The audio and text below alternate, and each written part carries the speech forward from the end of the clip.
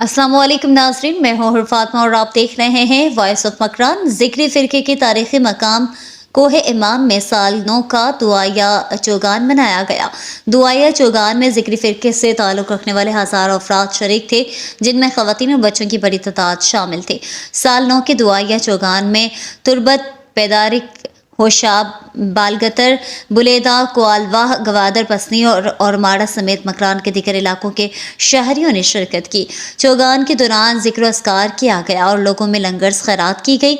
इस मौके पर ज़िक्री फ़िरक़े के मारूफ शायर सईद अहमद ने अपनी सुरीली जादुई आवाज़ में उम्दा सना बयान किए।